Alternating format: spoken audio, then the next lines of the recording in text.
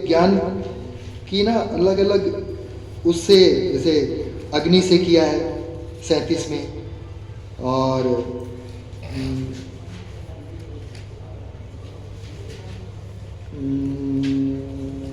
क्या कहाँ था, हाँ प्लेनेवर 36 में नाव से कंपेयर किया है ऐसे ज्ञान को, 37वें में अग्नि से किया है। और फिर बताते हैं कि जो श्रद्धावान है वही ज्ञान प्राप्त करता है, जिसकी श्रद्धा है वही ज्ञान प्राप्त कर सकता है।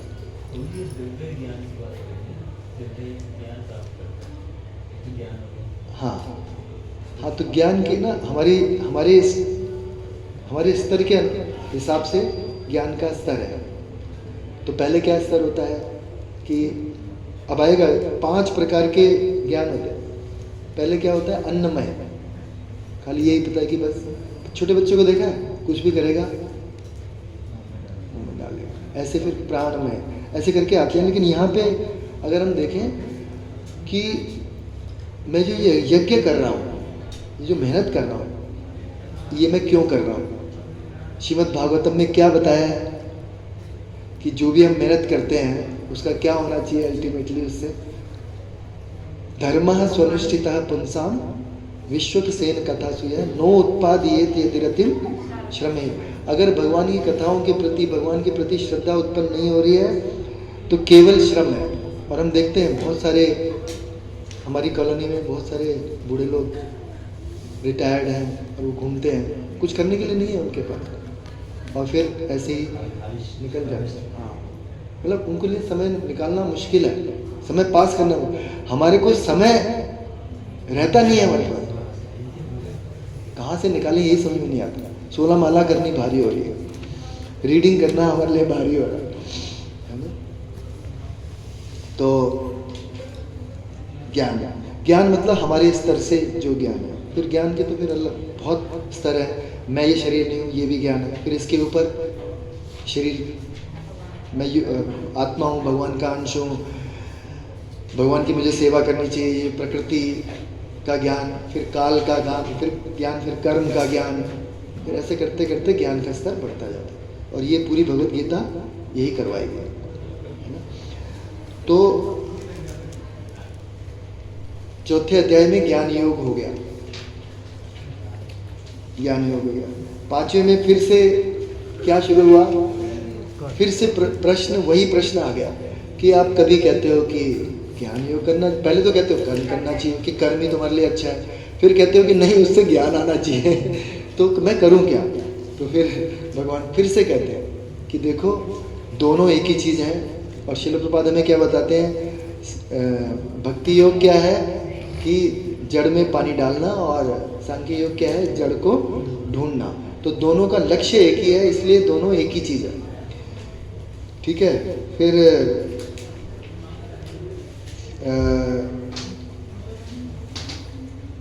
योग युक्त के लक्षण बताते हैं कि जो कर्म योग में लगा हुआ है और स्थिर हो चुका है, उसके क्या लक्षण है।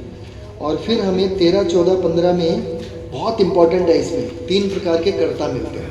अगर 5वें अध्याय को आपने याद रखना है ना, 3 प्रकार के कर्ता मिलते हैं और शांति का फार्मूला क्या है, ये 2 चीज़ें याद रख लोगे तो 5वां अध्याय पूरा होगा। 13 में बताते हैं कि भैया नवद्वारे पुरे की देही, इस शरीर में रहने वाला जो देही है वो अपने आप को ही कर्ता समझता है, परंतु होता कौन है कर्ता। 14 में बताया जाता है कौन होता है, उसका स्वभाव, उसके जो अर्जित, उसके द्वारा जो अर्जित 3 गुण हैं, स्वभाव कार्य करता। और फिर 15 में बताते हैं कि श्रील प्रभुपाद थोड़ा और डिटेल में बताते हैं कि हालांकि जीवात्मा इच्छा करता है लेकिन उसको सैंक्शन कौन करता है, परमात्मा। 3 प्रकार के ये हो गए। और फिर जो बिल्कुल कृष्ण भावना अमृत कर्म में स्थित है, ठीक है, उसके लक्षण बताए गए हैं। वो मिला विद्या विनय संपन्ने ब्रह्मणे गवि हस्तिनी शुनि चैव स्वपाके च ब्रह्मणे, 18वां नंबर है, 18वां नंबर, ठीक है। समदर्शिना होता है वो, ठीक है, और बहुत सारे गुण बताए उसके, ठीक है। और फिर फाइनली उसको बताया कि वो कभी भी इंद्रियों के सुख में चक्कर में नहीं पड़ता। क्यों नहीं पड़ता? 22वें में बताया गया। क्यों? क्योंकि यही संस्पर्शजा भोगा दुख योनया एवते आद्यंतवंता कौन्तेय न तेषु रमते बुधा। तो आज ही मैं सुन रहा था तो बता रहे थे कि दुख योनया क्यों बताया गया है, क्योंकि जो सुख है ना वो दुख की योनि है। एक तरह से जैसे बच्चा होता है ना, गर्भ से आता है ना, ऐसे ही जो सुख दुख है वो सुख के गर्भ से आता है मतलब वहीं उसका बीज पड़ा हुआ है। तो सुख जहाँ पे है वहीं से हमें दुख इस भौतिक जगत का मिलेगा। और फिर भगवान जो है फाइनली फार्मूला बताते हैं शांति का 29 में। ठीक है, क्या है? भोक्ताराम यज्ञ तपसाम सर्वलोक महेश्वरम सूर्यदम सर्वभूतानां ज्ञात्वा मां शान्तिं। तो किसी को अगर शांति चाहिए तो उसे क्या करना होगा? इस श्लोक के हिसाब से भगवान को ही सब चीजों का भोक्ता मानना पड़ेगा और सब जनों के हितैषी महेश्वर। भोक्ताराम यज्ञ तपसा, सारे यज्ञों और सारी तपस्याओं। मैं अपनी फैमिली के लिए बहुत मेहनत करता हूँ, बनेगी नहीं भाई बात, शांति मिलेगी नहीं। आप अपनी फैमिली को अगर भगवान से जोड़ दोगे कि मैं भगवान के लिए करता हूँ और ये जो मेरी फैमिली है ये भी भगवान की सेवा कर पाए, इसके लिए मैं सारे रिसोर्सेज जुटा रहा हूँ, तो फिर क्या होगा? फिर शांति प्राप्त हो। नहीं तो आप तोड़ो पत्थर सुबह से शाम तक, शांति नहीं। हाँ, भोक्ता बन कंट्रोलर की, मैं अपनी फैमिली को पाल रहा हूँ भाई, आई एम डूइंग, वो वाली स्थिति है। इसीलिए क्या है, हमें बड़ा अच्छा समझाया था। हमेशा जैसे एक लाइन है और एक छोटी लाइन है, प्रकृति है जैसे छोटी लाइन है, उससे बड़ी लाइन है जीवात्मा। तो जीवात्मा को हमेशा ये लगेगा, क्योंकि भाई है ही वो, भगवान ने बोला है अपरेयमितस्तु अन्याम जीव बोधम महाभाव, है ना। पहले तो बोला भूमि रापो अनलो वायु, तो जीवात्मा को भी पता है, भगवान ने बताया हुआ है कि भैया इससे आप श्रेष्ठ हो। तो क्या होता है, हम उसको भोगने के चक्कर में पड़ जाते हैं। लेकिन अगर हम एक लंबी लाइन और खींच दें, वो लंबी लाइन क्या है? वीनू माता जी बताओ, वो लंबी लाइन कौन हो सकता है? भगवान। अगर मान लो भगवान आ गए उस बीच में, अगर मान लो भगवान नहीं है तो जीवात्मा को लगेगा कि ये सब मेरे भोग के लिए। लेकिन अगर भगवान आ गया फिर क्या लगेगा? नहीं नहीं, ये सब भगवान के लिए है, मेरे को, मैं अगर इसको भगवान की सेवा में लगा दूंगा तो मैं बच जाऊंगा। तो फिर इससे क्या है, भगवान जो जीवात्मा है वो माया से बच जाए। ठीक है, 5वां अध्याय हो गया कर्म संन्यास योग। कौन कौन सा योग पता चला हमें? सबसे पहले सकाम कर्म योग 30 से 37, 31 से 37 दूसरे अध्याय के। फिर 37 से 53 निष्काम कर्म योग, ये याद रखना है आपको। ठीक है, निष्काम कर्म योग। फिर निष्काम कर्म योग से ज्ञान आता है, तो ज्ञान योग हमें कहाँ से कहाँ पे मिला? 4थे अध्याय में पूरा ज्ञान है। और तीसरा अध्याय भी कर्म निष्काम कर्म योग का ही एक्सटेंशन है। ठीक है, 4थे अध्याय में ज्ञान योग पे मिल गया। 5वें अध्याय में हमें जो कर्म योग है उसकी पराकाष्ठा, मतलब उसका जो मैच्योर्ड स्थिति में कर्म योग कैसे होता है। तीसरे अध्याय में तो प्रैक्टिस, कर्म योगा इन प्रैक्टिस। 5वां अध्याय कर्म योगा इन परफेक्शन, जो पूरी तरह से स्थित है वो क्या करेगा, वो है यहाँ पे 5वां अध्याय।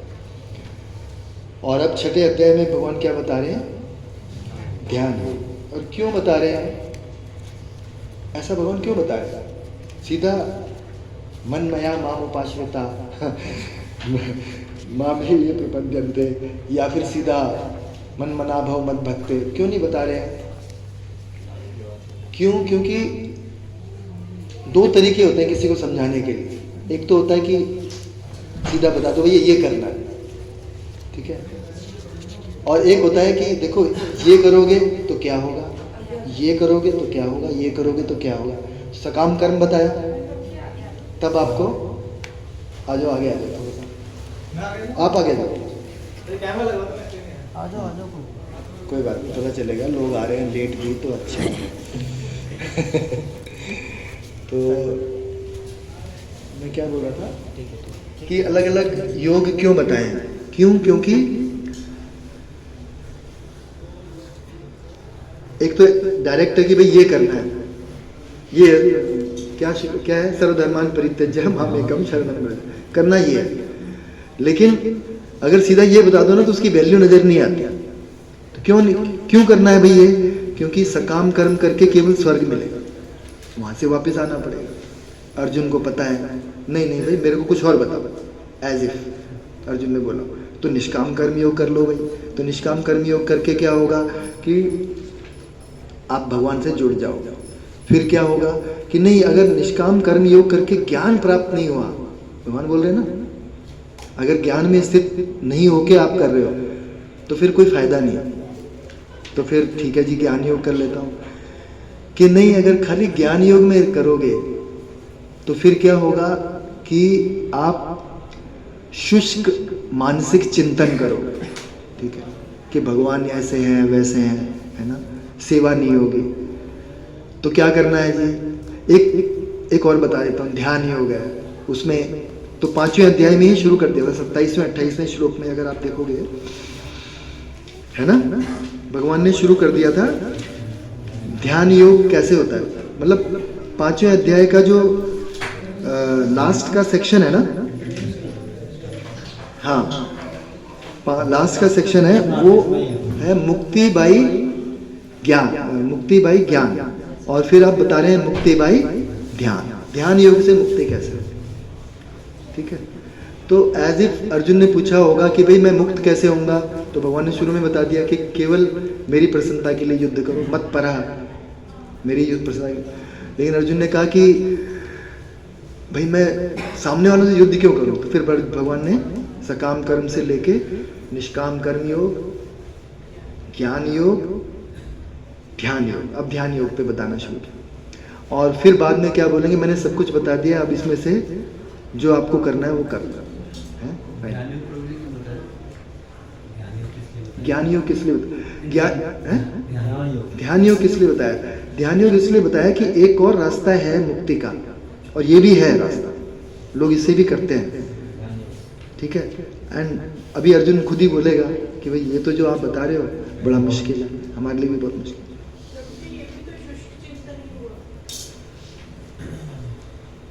थोड़ा सा बेटर है माता जी उससे। ज्ञान योग में खाली आप अटकलें लगा रहे हो, और ध्यान योग में आप परमात्मा का चिंतन करो। तो जो आपके हृदय में बैठे परमात्मा है, उन पे बैठ के आप फोकस कर रहे हो कि भाई उनका रूप कैसा है। ये ना हम श्रीमद् भागवतम के 2nd कैंटो में पढ़े, उसमें आता है, उसमें भी मुक्ति के लिए अलग अलग स्तर। तो मतलब भगवान के विराट रूप पे ध्यान, और फिर भगवान परमात्मा पे ध्यान, फिर भक्ति योग। तो ऐसे करके सुखदेव गोस्वामी हमें बताए। तो यहाँ पे ध्यान योग भी एक मुक्ति का साधन है, और वो बता रहे हैं कि भाई अब मैं तुम्हें ध्यान योग के बारे में बताऊँ। प्रभु जी, मोटे-मोटे 2 रास्ते हैं, ज्ञान योग और ध्यान योग। ज्ञान योग और ध्यान योग, हाँ हाँ। एक्चुअली ज्ञान में आने के लिए हमें पहले कुछ कर्म करना पड़ता, हाँ, वो इनहेरेंट है उसमें, हाँ इनहेरेंट है, सही बात है। जैसे भगवान आगे बोलेंगे कि भाई 4 लोग मेरे पास आते हैं, उसमें से ज्ञानी सबसे सही है, क्योंकि वो मेरे और अपने संबंध को जानता है।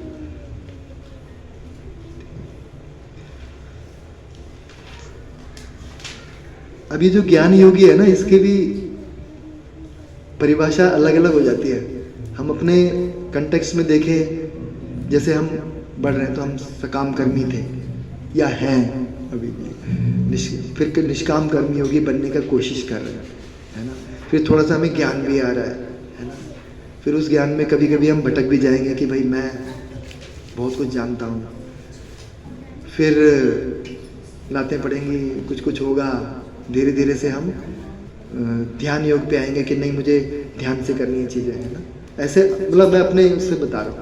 और फिर हमें अल्टीमेटली लगेगा कि अरे सब कुछ करना तो भगवान की सेवा है अल्टीमेटली, उस ध्यान योग को करके भी, तो फिर मैं कहाँ भक्ति योग में जाके सिचुएट हो जाऊँ। ठीक बात है? तो ध्यान योग, ठीक है, यहाँ तक सबको। तो आइए हम थोड़ा सा मंगलाचरण करते हैं और उसके बाद ओम अज्ञानतिमिरन्धस्य ज्ञानाञ्जनशलाकया चक्षुरुन्मिलितं येन तस्मै श्रीगुरुवे नमः। श्रीचैतन्यमनोभीष्टं स्थापितं येन भूतले स्वयं रूपः कदा मह्यं ददाति स्वपदान्तिकं। वन्देऽहं श्रीगुरुः श्रीयुतपदकमलं श्रीगुरुं वैष्णवांश्च श्रीरूपं साग्रजातं सगण रघुनाथान्वितं तं सजीवं साद्वैतं सावधूतं परिजनसहितं कृष्ण चैतन्य देवं श्रीराधा कृष्ण पादान् सगण ललिता श्रीविशाखान्वितांश्च। हे कृष्ण करुणा सिंधु दीनबंधु जगत्पते गोपेश गोपिका कांत राधा कांत नमोस्तुते। तप्त कांचन गौरांगी राधे वृंदावनेश्वरी विश्वानुसुते देवी प्रणमामि हरे प्रिये।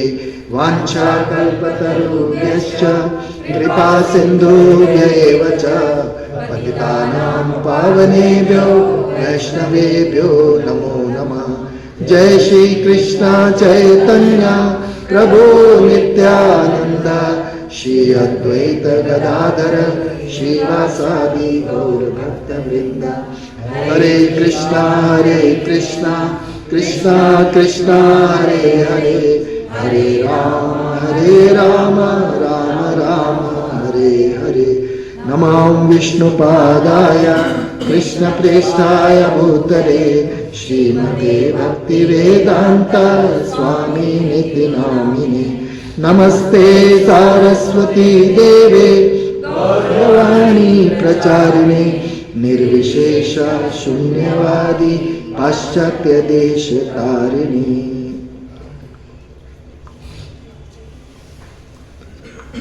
हरे कृष्णा। तो श्रील प्रभुपाद से प्रार्थना करते हुए कि आज जो हम पढ़ेंगे सुनेंगे बोलेंगे उसको हम अपने जीवन में उतार पाएं और हमारे से सुनने वाले भी अपने जीवन में उतार पाएं, तो फिर लाभ हो। तो अध्याय 6 ध्यान योग।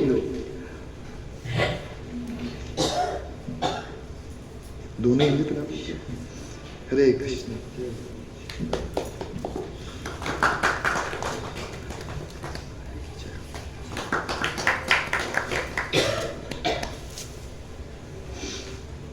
अध्याय 6 ध्यान योग। मेरे पीछे दो। श्री भगवान उवाच अनाश्रितः कर्म फलम कार्यं कर्म करोति यः स सन्यासी च योगी च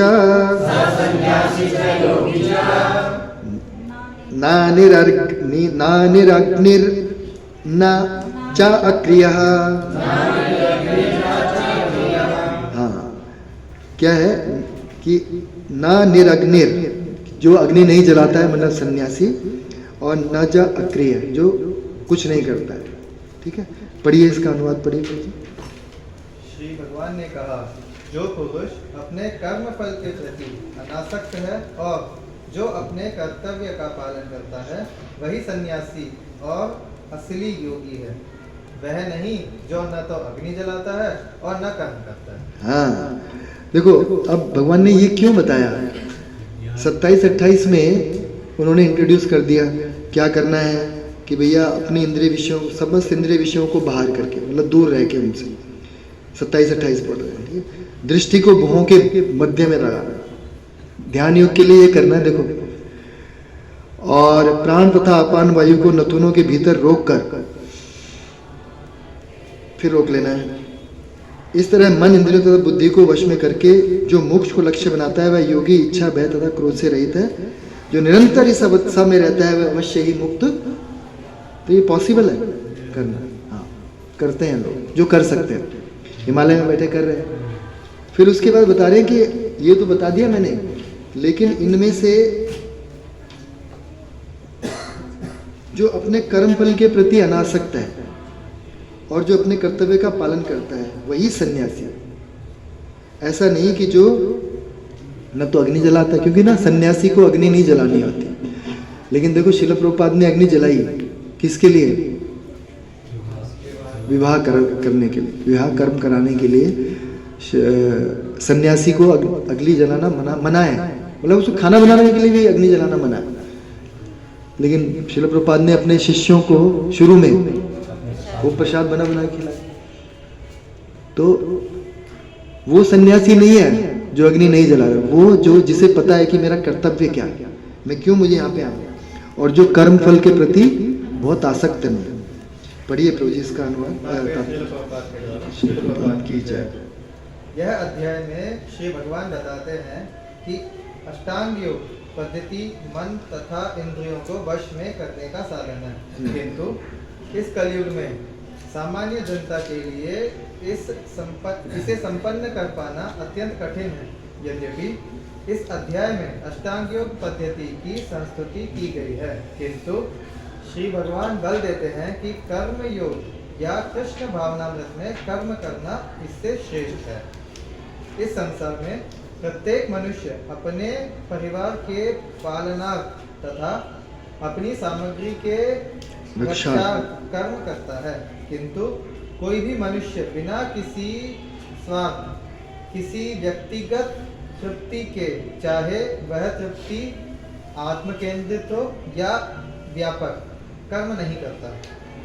पूर्णता की कसौटी है कृष्ण भावनामृत में कर्म करना, कर्म के फलों का भोग करने के उद्देश्य से नहीं।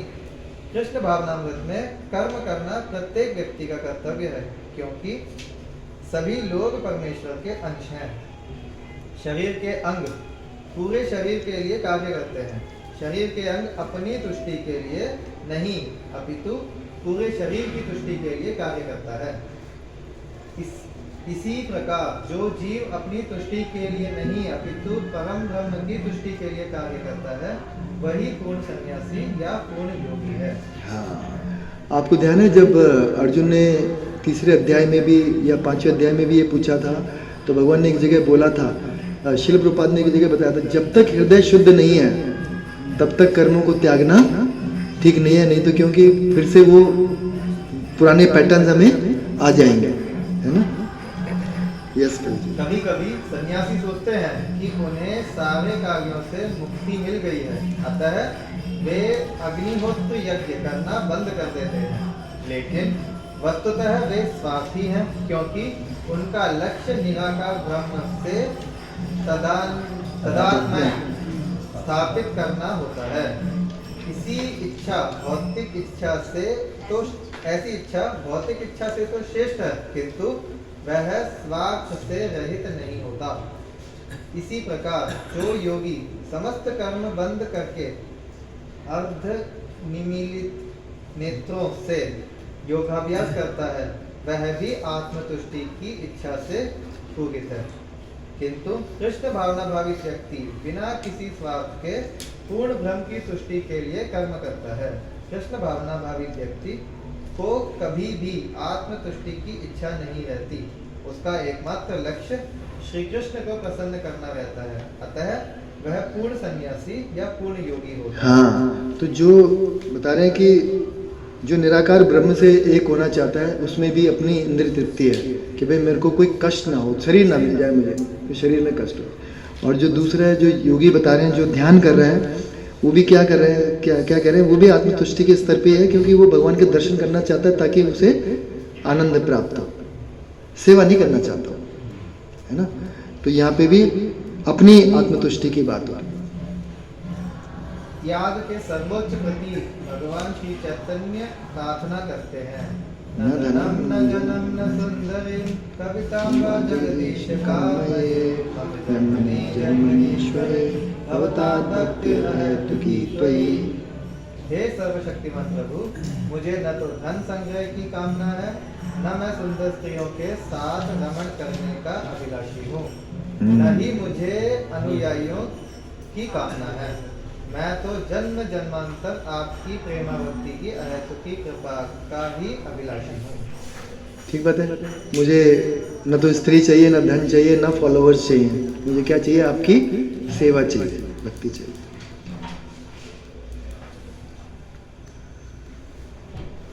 सेकंड, थोड़ा फटाफट करते हैं, 9 तक हमने पढ़ना। यम संन्यासमिति प्राहुर योगम तम विद्धि पांडव नहि संन्यस्त संकल्पो योगी भवति कश्चन। विनु माता जी पढ़िए। हे पांडुपुत्र, जिसे संन्यास कहते हैं उसे ही तुम योग अर्थात परब्रह्म से युक्त होना जानो, क्योंकि इंद्र तृप्ति के लिए इच्छा को त्यागे बिना कोई कभी योगी नहीं हो सकता। हाँ, तो संन्यास की एक्चुअली परिभाषा ना आगे जाके श्रील प्रभुपाद बताएंगे कि कर्म भी भगवान की इच्छा के अनुसार और उसके फल भी भगवान के लिए। तो अब मेरा इसमें कुछ भी नहीं है, वो है संन्यास। यानी यहाँ पे संन्यास जैसे ना कहते हैं वही युक्त है जो इंद्र तृप्ति की इच्छा को त्यागे बिना,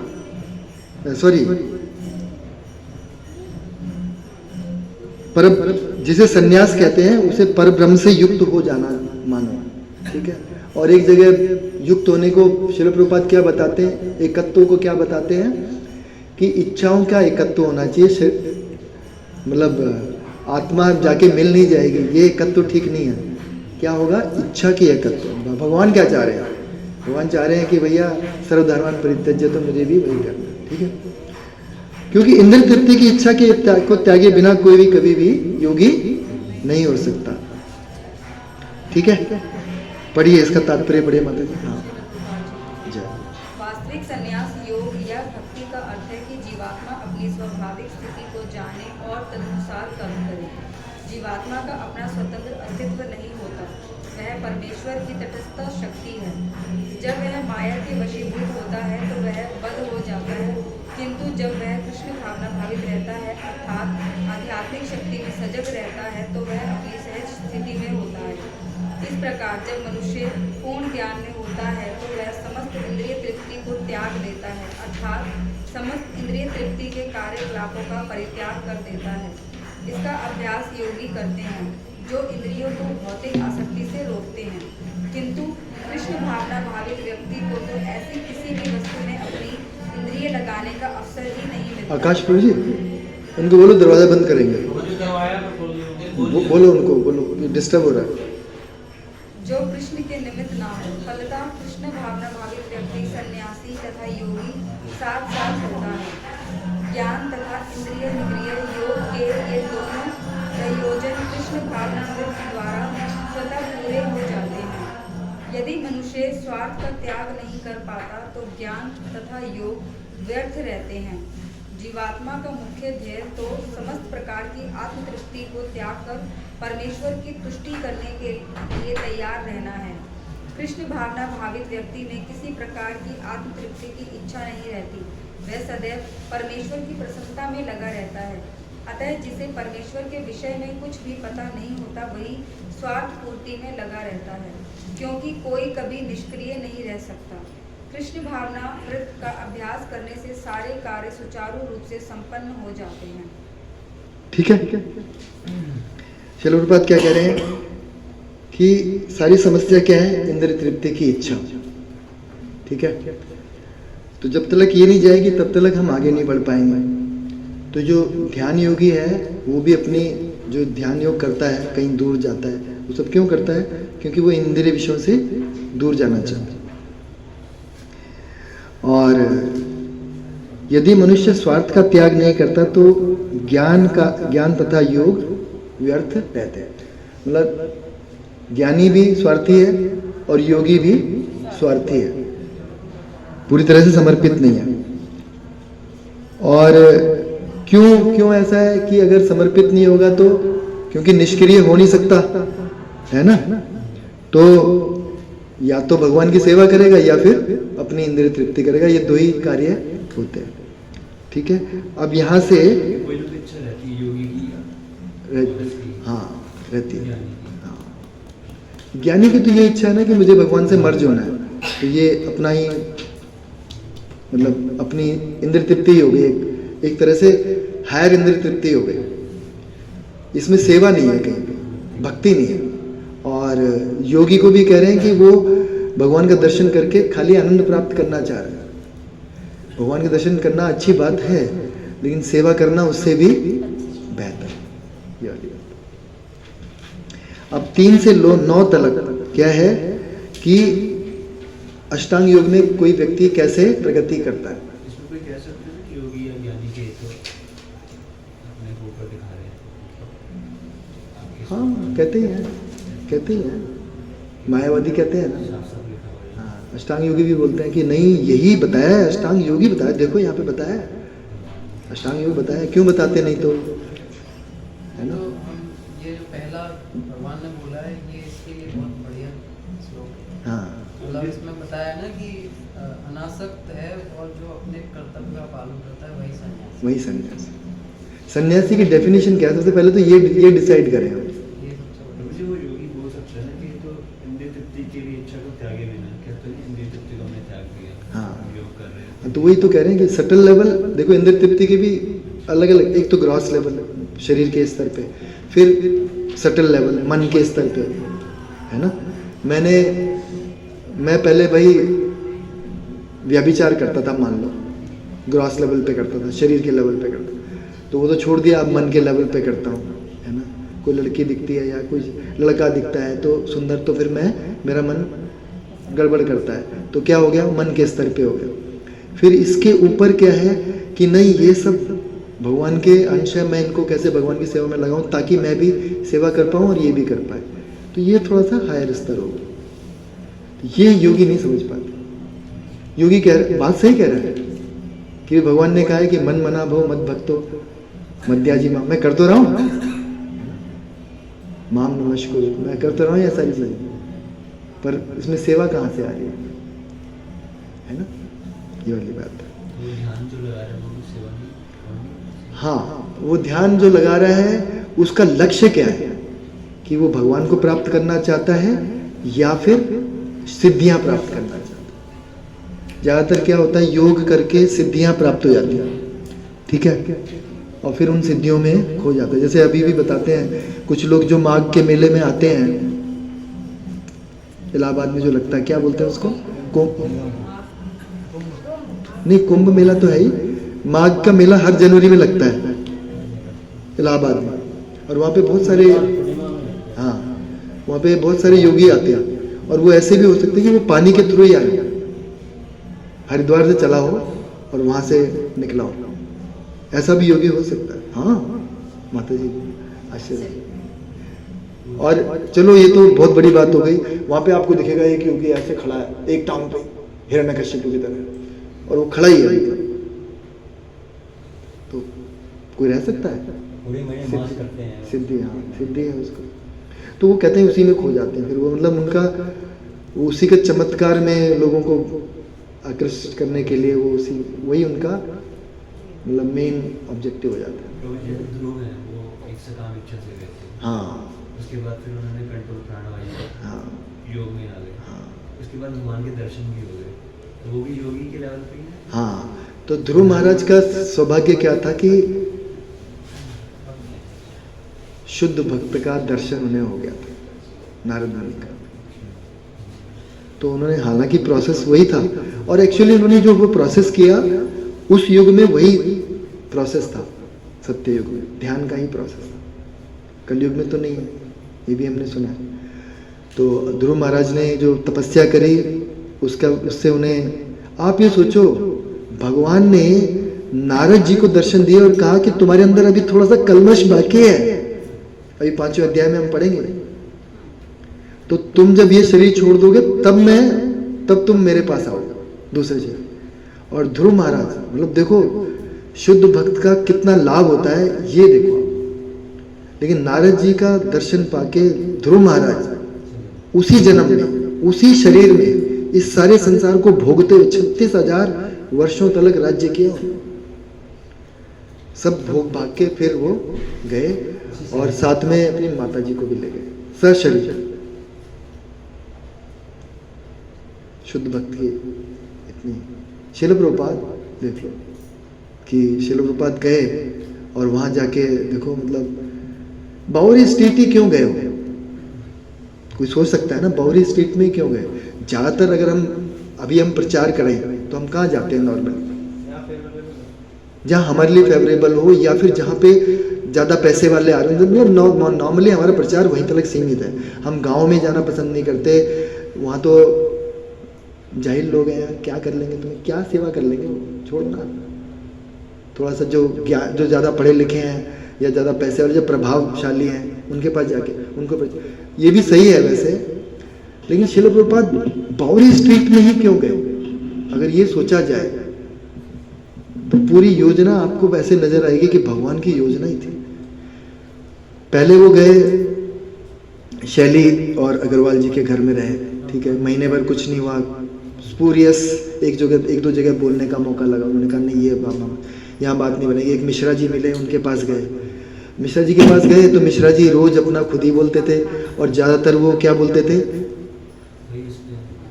मतलब निराकारवादी, मायावादी वाला सिद्धांत दे। एक दिन मौका दे दिया शिला प्रभुपाद को, शिला प्रभुपाद ने बताया सब गलत है।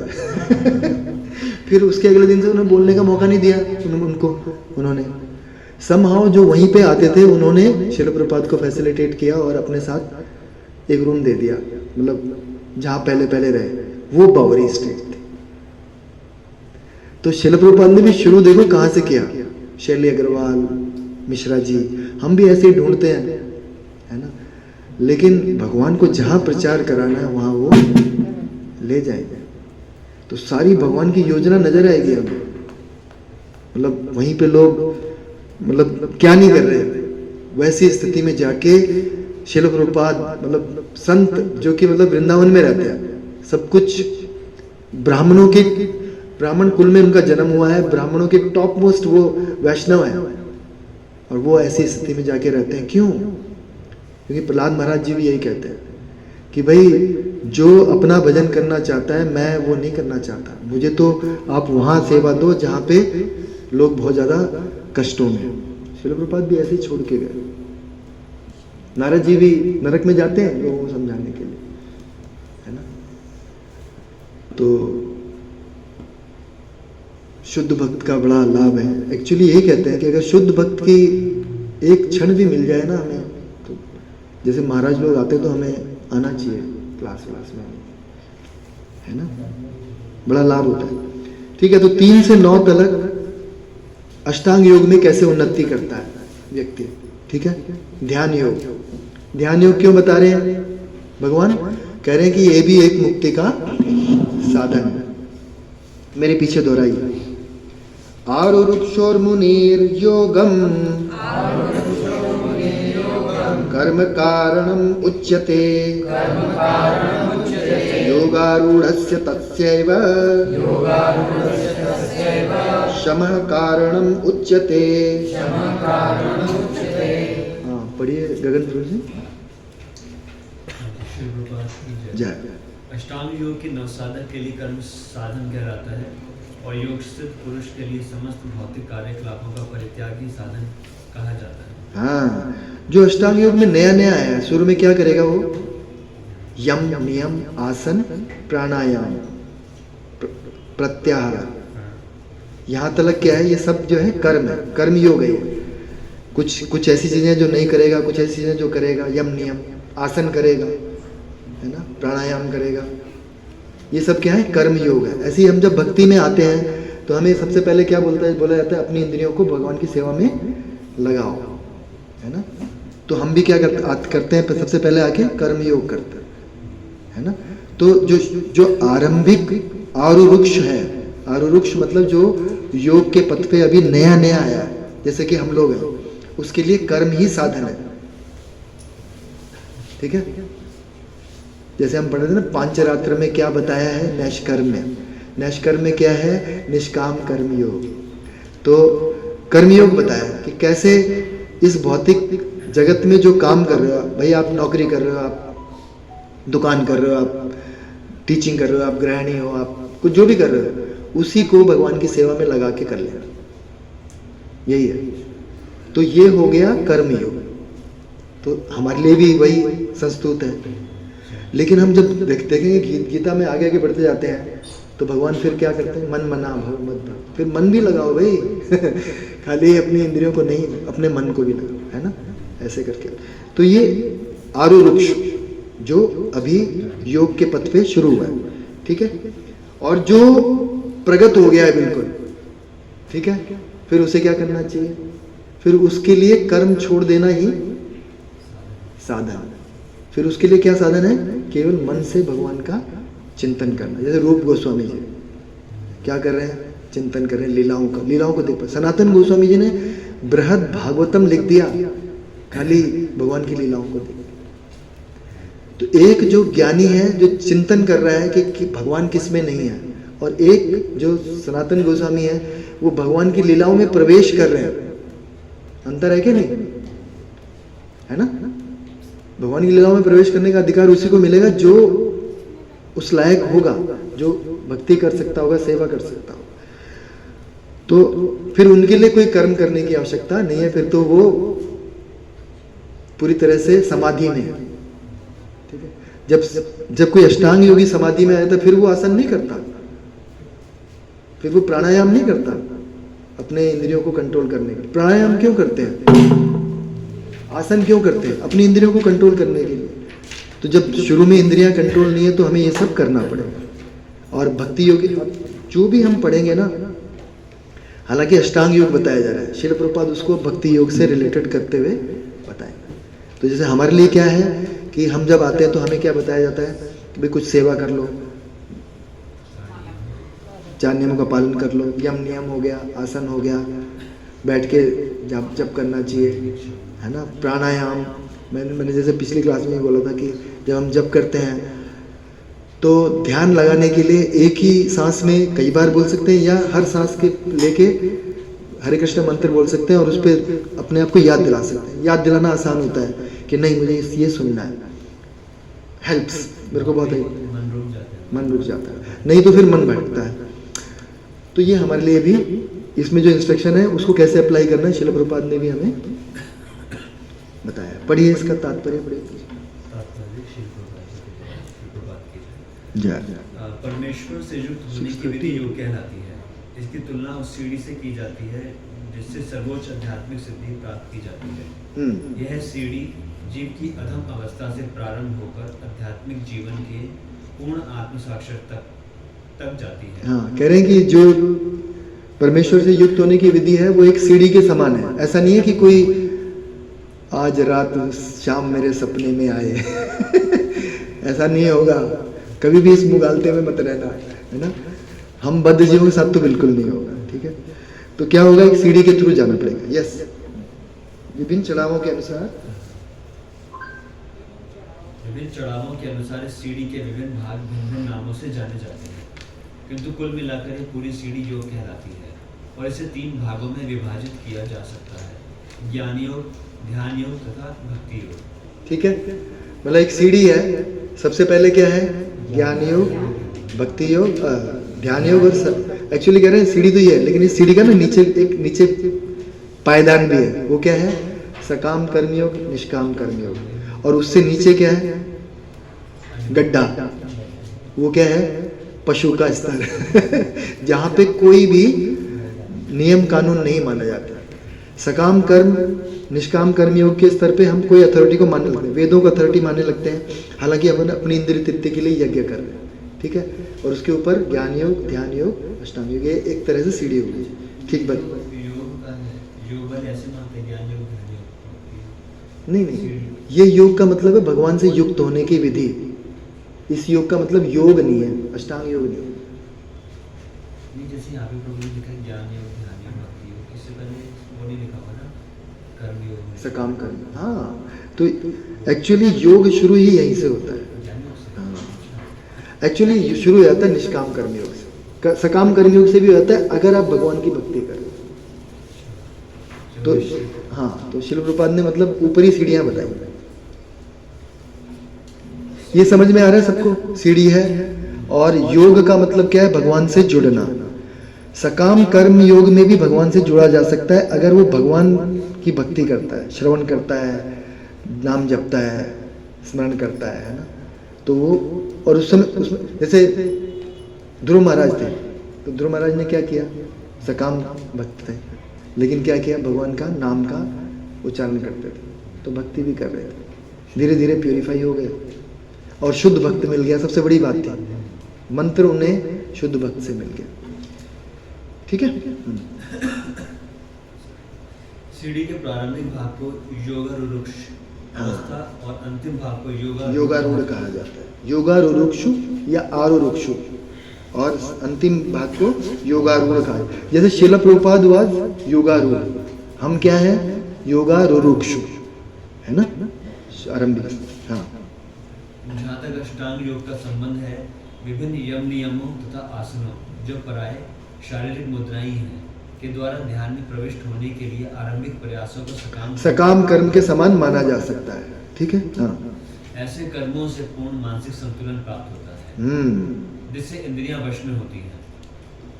यस। जब मनुष्य पूर्ण ध्यान में सिद्धहस्त हो जाता है तो विचलित करने वाले समस्त मानसिक कार्य बंद हुए माने जाते हैं। आप में से अगर कोई योगा करता हो तो आप देखोगे, जब योगा करते हैं तो सही में मन बिल्कुल बैलेंस हो जाता है और बिल्कुल कुछ भी ध्यान नहीं रहता। तो वो एक सही विधि है, बस ये है कि हम कितनी देर उसको कर सकते हैं अपने कार्यों के साथ। जैसे मैं कुछ दिन अनुलोम करता था ना, हाँ, तो माइंड जैसे रेस्टलेस होता था, वो शांत हो जाता है। बिल्कुल सही बात है।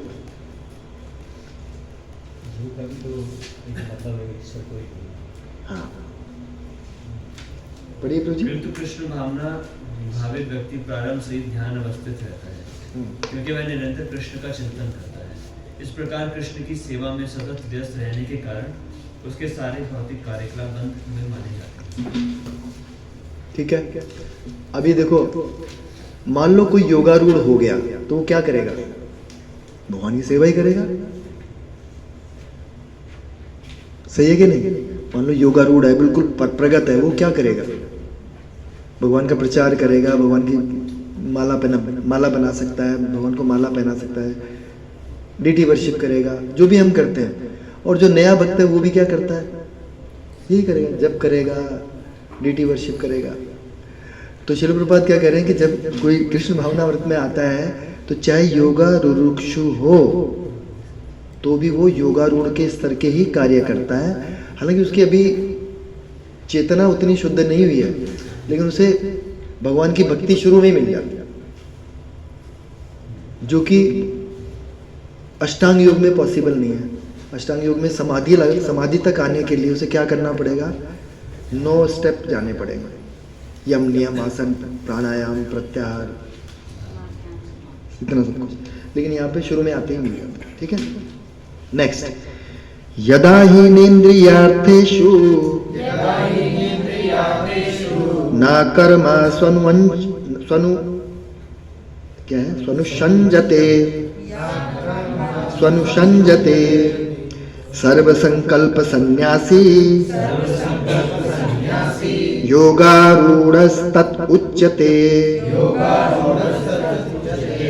हाँ, कोई माता जी पढ़िए। हरे कृष्ण। श्रील प्रभुपाद की जय। जब कोई पुरुष समस्त भौतिक इच्छाओं का त्याग करके ना तो इंद्रिय तृप्ति के लिए कार्य करता है। माता जी कौन सा पढ़ रही हो आप? चौथा पढ़ना है हमने। जी, अच्छा, मेरे ट्रांसलेट पढ़िए। और ना सकाम कर्मों में प्रवृत्त होता है तो वह योगारूढ़ कहलाता है। अच्छा, ठीक है। तात्पर्य, जब मनुष्य भगवान की दिव्य प्रेमा भक्ति में पूरी तरह लगा रहता है तो वह अपने आप में प्रसन्न रहता है और इस तरह वह इंद्रिय तृप्ति या सकाम कर्म में प्रवृत्त नहीं होता, अन्यथा इंद्रिय तृप्ति में लगना ही पड़ता है। क्योंकि या तो माया के जाल में पड़ेंगे या फिर भगवान की सेवा करेंगे, दोनों में से कुछ तो करना ही पड़ेगा। क्योंकि कर्म किए बिना कोई रह नहीं सकता। बिना कृष्ण भावनामृत के मनुष्य सदैव स्वार्थ में तत्पर रहता है, किंतु कृष्ण भावना भावित व्यक्ति कृष्ण की प्रसन्नता के लिए ही सब कुछ करता है, फलतः वह इंद्रिय तृप्ति से पूरी तरह विरक्त रहता है। जिसे ऐसी अनुभूति प्राप्त नहीं है, उसे चाहिए कि भौतिक इच्छाओं से बचे रहने का वह यंत्रवत प्रयास करे, तभी वह योग की सीढ़ी से यंत्रवत प्रयास करे, मतलब मैकेनिकल। प्रभु जी ये क्या है, शुरू में हमें जब दे दिया मैकेनिकल हो रहा है, मैं बोलता तो नहीं हूँ, मतलब मेरी चेतना तो नहीं रहती। नहीं, मैकेनिकल करना है, शुरू में यही करना है, यंत्रवत प्रयास करना है। ठीक है। 5वां, मैं थोड़ा सा फास्ट जा रहा हूँ क्योंकि टाइम मिलेगा तो फिर हम एक भजन करना चाहते हैं यार। उद्धरेतात्मना आत्मानं न आत्मानं अवसादयेत् आत्मैवी आत्मनः बन्धुः आत्मैव रिपुरात्मनः। हाँ, पढ़िए कोई प्रभु जी, अमित प्रभु जी पढ़िए। मनुष्य को चाहिए कि अपने मन की सहायता से अपना उद्धार करे और अपने को नीचे न गिरने दे। यह मन बद्धजीव का मित्र भी है और शत्रु भी। हाँ, तो अब मन पे क्यों आ गए सीधा भगवान? क्या बता रहे हैं कि भाई आरूढ़ योगारूढ़ बताया था, क्यों करना है ये? क्योंकि इंद्रिय तृप्ति से बचना है। तो इंद्रिय तृप्ति में सबसे बड़ी बाधा कौन है? मन है ना। मन को सबसे पहले कंट्रोल करना है, हमारे लिए भी है। हम जब करते हैं हमारा मन इधर उधर भागता, तो मन को अपना बंधु बताना। हाँ, पहले इंद्रियों को करेंगे और फिर मन को करेंगे। तो भगवान कह रहे हैं कि जब तक मन नहीं होगा आपका बंधु, तब तक आपकी बात बनेगी नहीं। एक बार एक ना महाराज आए थे, वो कहते कि अपने मन को आप शुरू में नहीं मानेगा, वो कुछ टाइम के बाद वो मन को भी ना एक माला की झोली पकड़ाओगे आप, और वो भी आपके साथ जप कर रहा होगा, हरे कृष्ण हरे कृष्ण। तो ऐसा दिन आएगा, मतलब अगर उनको लगा है कि ऐसा हुआ है तो हमारे जीवन में भी जरूर आएगा, है ना। आज क्या है, हमारा मन कहीं है, शरीर कहीं है, और हम पता नहीं क्या करना चाहते हैं, हमारा कुछ नहीं पता, लेकिन कभी ऐसा होगा। यस प्रभु जी पढ़िए इसका जय। प्रसंग के अनुसार आत्मा शब्द का अर्थ शरीर, मन तथा आत्मा होता है। हाँ, अब यहाँ पे क्या हो रहा है कि शिल प्रभुपाद बता रहे हैं कि यहाँ पे आत्मा ज़्यादा आया है, तो वो मन क्यों है? क्योंकि आत्मा शब्द तीनों के लिए यूज होता है, आत्मा के लिए भी होता है, मन के लिए भी होता है और शरीर के लिए भी होता है। योग पद्धति में मन तथा आत्मा का विशेष महत्व है, क्योंकि मन की योग पद्धति का केंद्र बिंदु है। अतः इस प्रसंग में आत्मा का तात्पर्य मन होता है। योग पद्धति का उद्देश्य मन को रोकना तथा इंद्रिय विषयों के प्रति आसक्ति से उसे हटाना है। यहाँ पर इस बात पर बल दिया गया है कि मन को इस प्रकार प्रशिक्षित किया जाए कि वह बद्ध जीव को अज्ञान के दलदल से निकाल सके। इस जगत में मनुष्य मन तथा इंद्रियों के द्वारा प्रभावित होता है। वास्तव में शुद्ध आत्मा इस संसार में इसलिए फंसा हुआ है क्योंकि मन मिथ्या अहंकार में लगकर प्रकृति के ऊपर प्रभुत्व जताना चाहता है। अतः मन को इस प्रकार प्रशिक्षित करना चाहिए कि वह प्रकृति की तड़क भड़क से आकृष्ट न हो और इस तरह बद्धजीव की रक्षा की जा सके। मनुष्य को इंद्रिय विषयों में आकृष्ट होकर अपने को पतित नहीं करना चाहिए। जो जितना ही इंद्रिय विषयों के प्रति आकृष्ट होता है वह उतना ही संसार में फंसता जाता है। अपने को विरत करने का सर्वोत्कृष्ट साधन यही है कि मन को सदैव कृष्ण भावनामृत में निरत रखा जाए। ही शब्द इस बात पर बल देने के लिए प्रयुक्त हुआ है, अर्थात इसे अवश्य करना चाहिए। अमृत बिंदु उपनिषद में कहा गया है, मन एव मनुष्याणां कारणं बन्धमोक्षयो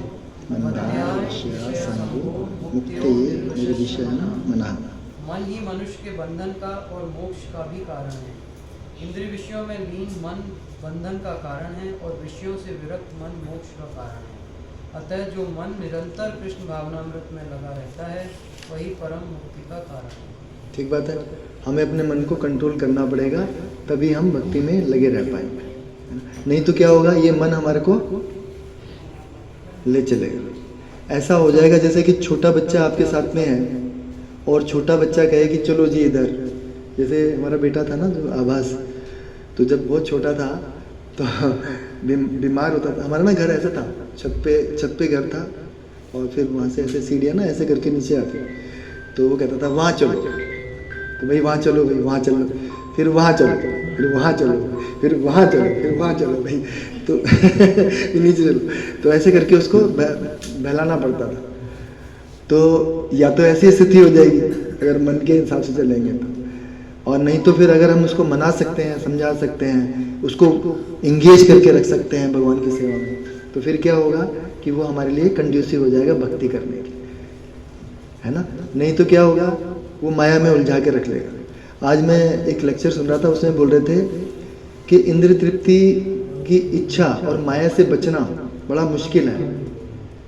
कहते मैं अपने एक उनको जानता हूँ, कोई डिवोटी होंगे, दोनों 70-70 साल के हो गए, हस्बैंड वाइफ। तो कहते कि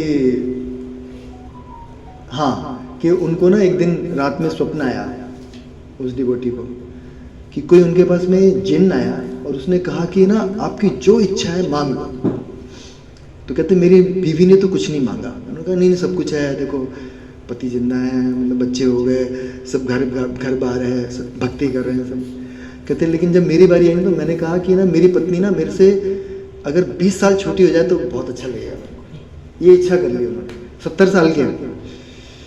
उन्होंने जिन ने कहा कि क्या सही में यही इच्छा चाहिए आपको? कहते हाँ। फिर एक बार और सोचो, ठीक। कहते मैं ना मेरे को 90 साल का बना दिया गया। तो क्या हुआ कि भाई मैंने इंद्र तृप्ति की इच्छा की और मुझे और प्रॉब्लम मिल गई। वो ये बताना चाहते हैं हमेशा ऐसा ही होगा, जब भी हम इंद्र तृप्ति की इच्छा करने जाएंगे हमें कुछ और परेशानियां खड़ी हो जाएंगी जो उससे भी ज्यादा खतरनाक हो। माइकल जैक्सन का एग्जांपल देते हैं, माइकल जैक्सन का। हाँ, उसको बोला था कि आपको लॉन्ग लाइफ चाहिए तो इंद्र तृप्ति कम करनी पड़ेगी। हाँ। तो कह रहे थे मजा कैसे? फिर मजा क्या, मार दो फिर मेरे को। फिर वो 50 साल से कम नहीं। हाँ ठीक बात है, पिक्चर भी आ रही है उसके ऊपर अब। हाँ तो जी माता जी भी एक प्रसंग में बोलते हैं कि सुबह शाम मन के लिए सोच उठे हमारा चूड़ा चाड़ू। हाँ, तो भक्ति सिद्धांत सरस्वती ठाकुर कहते हैं कि अपने मन को इस तरह, मतलब उनका मन मतलब ये है कि मन से जो भी बात निकले वो नहीं करना है। और जबकि बाहर वाले क्या कहते हैं, क्यों मन मार रहे हो यार, हाँ, क्यों मन मार रहे हो, किसी को दूसरे को मार के खा लो ना। मन क्यों मार, अपने मन को मत मार, दूसरे को मार के खा लो, ये पॉसिबल है। हाँ, बुद्धि से मतलब साधु, शास्त्र और क्या होता है, 3 चीजें, गुरु। इन तीनों के आधार पे चलना है, मन के आधार पे नहीं चलना। मन हमारा गुरु नहीं है, करता है। हाँ, वो अच्छी स्थिति नहीं है। मैं तो अपने मन के अनुसार करता हूँ ये सारी चीजें, तो ये कोई बहुत अच्छी स्थिति नहीं है ना। ठीक बात है, छठा पढ़े। बंधुरात्मा आत्मनस्तस्य येनात्मा एवात्मने आत्मना जितः अनात्मनस्तु शत्रुत्वे वर्तेतात्मेव शत्रुवत्। हाँ पढ़िए, कौन किसकी बारी है? माता जी हो गई, प्रभु जी हो गए? हाँ माता जी, हाँ रश्मि माता जी, रम्या वल्लभा माता जी, सॉरी माता जी। जिसने मन को जीत लिया है उसके लिए मन सर्वश्रेष्ठ मित्र है, किंतु जो ऐसा नहीं कर पाया उसके लिए मन सबसे बड़ा शत्रु बना रहेगा। हाँ, मन सबसे बड़ा शत्रु बना रहेगा। कितनी स्थितियों में हम देखते हैं अपनी, मतलब बाहर के लोग तो नहीं समझ पाते ये, लेकिन हम अपनी स्थिति में समझ पाते हैं, है ना। प्रसाद में रसगुल्ले आए तो 2 ही मिल जाए तो अच्छा है, अब 2 मिल गए तो 4 मिल जाए तो और अच्छा होगा, है ना। फिर घर ले जाने के लिए भी मिल जाए, है ना। लेकिन इसका कोई अंत नहीं है, शत्रु बना रहेगा मन में। यस माता जी पढ़िए। जय। अष्टांग योग के अभ्यास का प्रयोजन मन को वश में करना है, जिससे मानवीय लक्ष्य प्राप्त करने में धैर्य मित्र बना रहे। मन को वश में किए बिना योगाभ्यास करना मात्र समय को नष्ट करना है। जो अपने मन को वश में नहीं कर सकता वह सतत अपने परम शत्रु के साथ निवास करता है और इस तरह उसका जीवन तथा लक्ष्य दोनों ही नष्ट हो जाते हैं। जीव की स्वाभाविक स्थिति यह है कि वह अपने स्वामी की आज्ञा का पालन करे। अतः जब तक मन आविजित शत्रु बना रहता है तब तक मनुष्य को काम, क्रोध, लोभ, मोह आदि की आज्ञाओं का पालन करना होता है। किंतु जब मन पर विजय प्राप्त हो जाती है तो मनुष्य इच्छा अनुसार उस भगवान की आज्ञा का पालन करता है जो सबों के हृदय में परमात्मा स्वरूप स्थित है।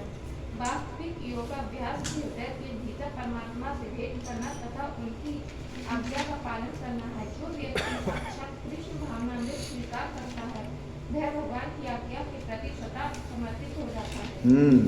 योगाभ्यास का क्या प्रयोजन है? मन को वश में करना, ठीक है, अष्टांग योग का।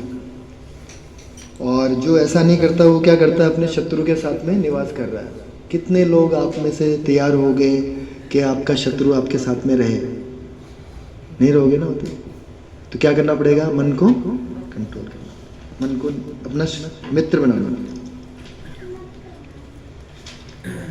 नेक्स्ट 7वां। अब यहाँ से 7 से 9 तक जो योगारूढ़ हो गया है उसके लक्षण बताए, उसको क्या लाभ। तो इसको ऐसा करते हैं, इसको एक्टिविटी में करते हैं, सारी माताएं करेंगी। 7वां श्लोक योगारूढ़ के क्या क्या लक्षण इसमें बताए हैं। रानू माता जी ठीक है, आप पढ़ लो, सब लोग आपस में डिस्कस करते हुए एक दूसरे को बताओ कि क्या क्या है। और पहले 6 प्रभु जी, 7 प्रभु जी और बाद के आप लोग मिलके 9वां श्लोक पढ़ लो, आप 8वां पढ़ लो, आप 5 लोग पढ़ लो, आप 6-7 लोग उधर। शिव प्रभु जी आप लोग सारी छोटे हैं, सारी 9 में तो कुछ है ही नहीं।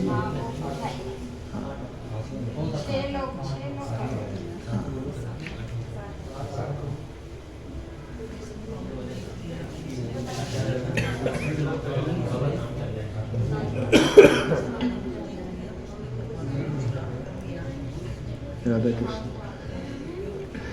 ये किसने बनाया? अभी बनाया?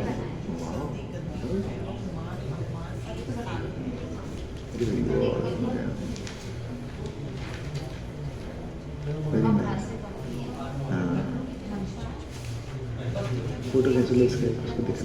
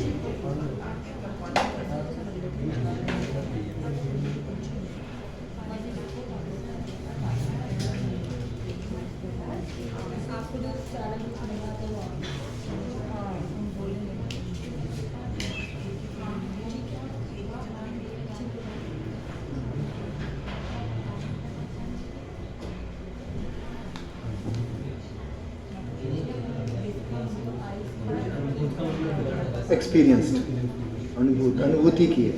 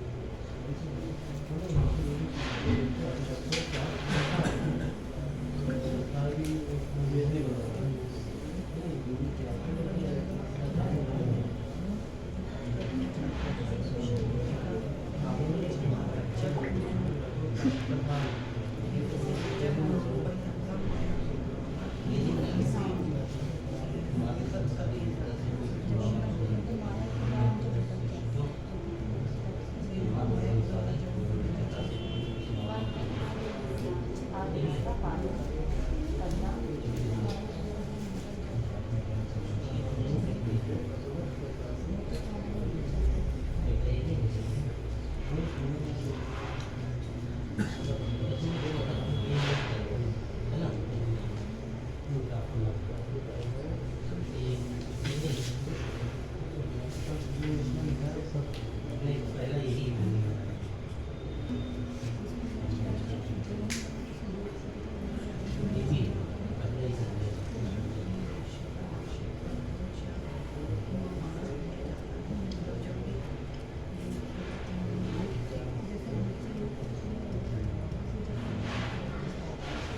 एक मिनट और बाकी है।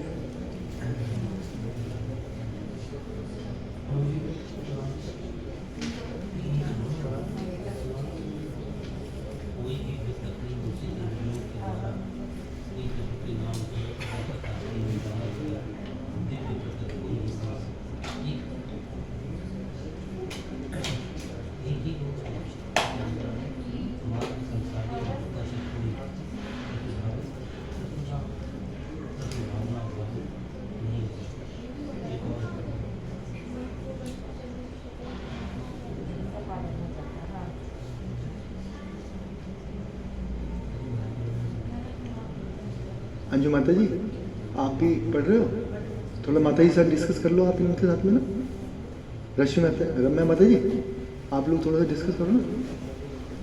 1 मिनट है आपके पास बाकी है।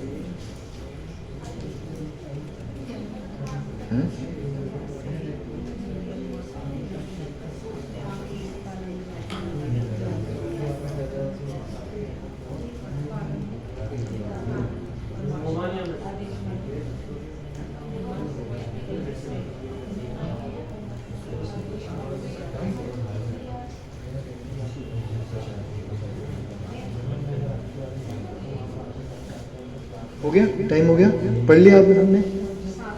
हरी बोल।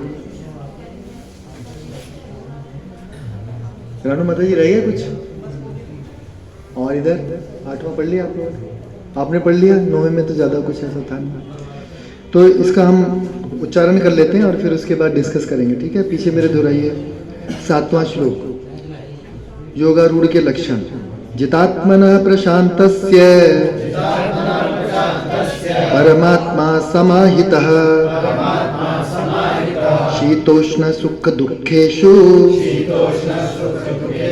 तथा मानपमानयोः।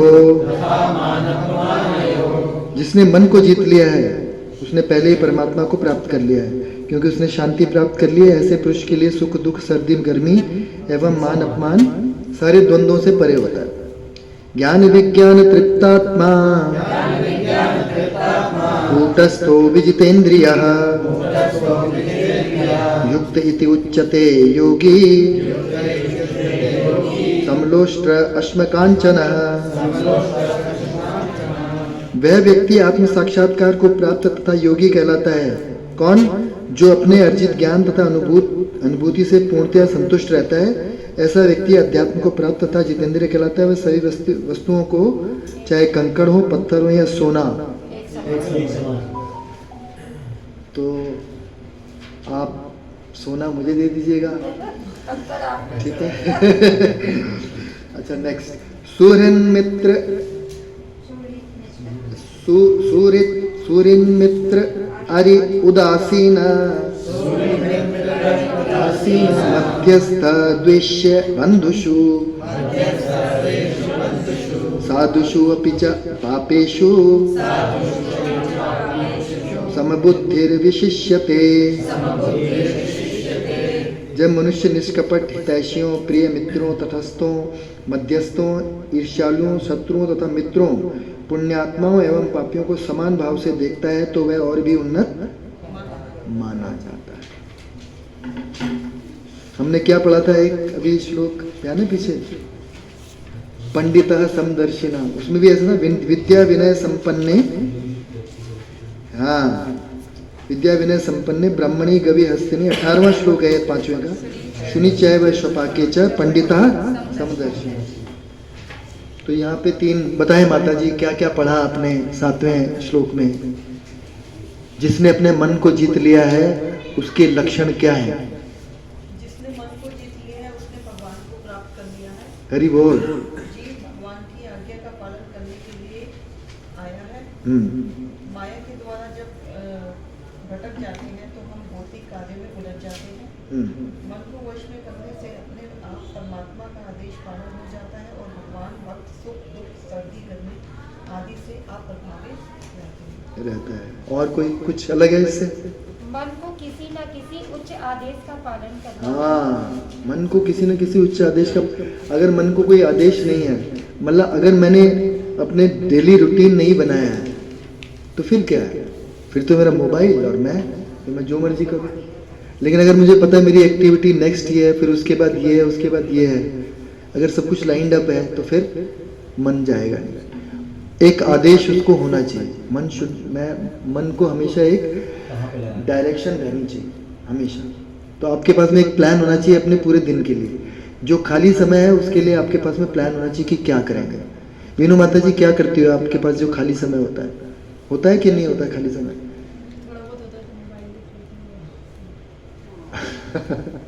हाँ, तो मोबाइल देखते हैं। हाँ, तो आपके पास कितना समय होता है? 2 घंटे, 1 घंटा, आधा घंटा, 4 घंटा? कभी 10 मिनट या 15 कुछ भी मिलता है ऐसे तो। हाँ, तो जस्टिफाइड है, मतलब तो अपना मोबाइल तो देखना चाहिए। और कोई किसी के पास है जिसके पास 2 घंटे फ्री रहते हो अपने काम और अपने घर के अलावा? पंडित होगा मोबाइल को भी वही देखेगा समदर्शन। मुझे सही बात है। आज की कॉन्टेक्स्ट में समलोष्ट कांचना, पत्थर कंकड़ मोबाइल फेंक दो ना फिर मोबाइल अपना। मुझे फेंक दो। सिद्धार्थ प्रभु जी के पास रहता है, तो प्रभु जी आप फिर कैसे मैनेज करते हो अपना टाइम? कभी कोशिश करता हूँ, अगेन मोबाइल में एंगेज रहते हैं, मैं कोशिश करता हूँ कि बीच में लेक्चर भी सुनूं, फिर टाइम चीज भी देख लेता हूँ। हाँ, ऐसा होता है शुरू में। तो कुछ रीडिंग भी कर लेता हूँ, तो ऐसे करता हूँ। और किसी के पास है ऐसा कि उसके पास आधे घंटे से ऊपर का समय रहता हो पूरे दिन की एक्टिविटीज़ के अलावा? देखो, मैं I am talking about your travelling time also, वो भी फ्री है, खाली आप ट्रैवल ही तो कर रहे हो उस टाइम पे, है ना? जब आप आपके मन से इंगेज नहीं हो, जब आपका मन उसमें नहीं लगा है, जैसे माताएं सब्जी काट रही हैं तो फ्री समय है, सब्जी काटने में मन थोड़ा लगता है, क्यों माता जी? लगता है रम्या माता, है ना? तो उस समय क्या करते हो फिर आप? प्रभु जी, और जो ये होती है उसको सोचते रहते हैं कि क्या हुआ, क्या करना है। अच्छा, प्लान करते रहते हैं, मन को डायरेक्शन देने के लिए ढूंढते रहते हैं। ये भी अच्छा है, प्लानिंग करना इम्पोर्टेंट है, ठीक बात है। पर उस टाइम हम कोई लेक्चर सुन सकते हैं, है ना? और किसी के पास है? भजन सुन सकते हैं, लेक्चर सुन सकते हैं, और क्या कर सकते हैं? सुषमा माता जी, आपके पास रहता है टाइम? टाइम रहता है तो भजन, या प्रभु जी को डांटती रहती हो आप खाली फोन कर करके? नहीं प्रभु जी, भजन सुनते, कभी कभी लेक्चर भी सुनते हैं और कभी कभी टीवी भी देखते हैं। तो टीवी, अब देखो मैं क्यों पूछ रहा हूँ, ये मेरे साथ बहुत होता है। मेरे पास काफ़ी टाइम रहता है, कई बार तो बिल्कुल नहीं रहता है, और कई बार बहुत टाइम रहता है। तो मेरे साथ ऐसा होता है कि मैं कुछ काम नहीं है तो क्या होता है, मोबाइल। तो मैं क्या करता हूँ, मेरे पास एक ये टू डू लिस्ट रहता है मेरे पास, और मैं नहीं कह रहा हूँ कि मैं 100% इसको फॉलो करता हूँ, बट एक टू डू लिस्ट रहता है, इसमें मैं अपनी वो चीज़ें लिख लेता हूँ जो मुझे डेली करनी चाहिए। नॉट दैट कि भाई इस समय पे मैं ये करूँगा, इस समय पे ये करूँगा, इस समय पे, जस्ट टू रिमाइंड मी। जैसे भौतिक भी और आध्यात्मिक भी, सब में लिख लेता हूँ। जैसे मुझे भगवद गीता के जो इम्पोर्टेंट श्लोक हैं उनको पढ़ना है डेली, तो मैंने क्या किया, मैंने उन्हें रिकॉर्ड कर लिया। मैं जब भी खाली रहता हूँ तो उनको सुन लेता हूँ, हालांकि 4-5 दिन से नहीं कर पाया, ठीक है। और मेरे को क्या करना होता है कि मेरे को अपना दीक्षा का क्वेश्चनेयर बनाना है, तो वो बहुत लंबा है, तो बीच बीच में रुक के होता है, तो वो कर लेता हूँ। तो मतलब मैंने लिखी हुई है, और जब भी मेरे पास खाली टाइम होता है, हालांकि मैं मोबाइल पे बहक जाता हूँ, I am not the same, तो पर फिर मेरे को एकदम ध्यान आता है कि नहीं मेरे पास करने के लिए एक्टिविटीज़ हैं, लेट मी थिंक कि मेरे को क्या करना है, फिर मैं उनसे ढूंढ के तो कुछ कर लेता हूँ। जैसे शाम की भागवतम क्लास के लिए पढ़ना है या फिर भगवत गीता क्लास के लिए पढ़ना है, तो ऐसे हम ना अपने आध्यात्मिक कार्यों के लिए लिख सकते हैं। जैसे आपके पास कम से कम ये तो होना चाहिए कि मेरे को रोज एक श्लोक भगवत गीता का भगवान की प्रसन्नता के लिए बोलना है। आपको पता है ना, भगवान कहते हैं, कौन सा श्लोक है कि जो भगवत गीता पढ़ता है वो मेरी पूजा करता है बुद्धि से? 70वां है, कौन सा है?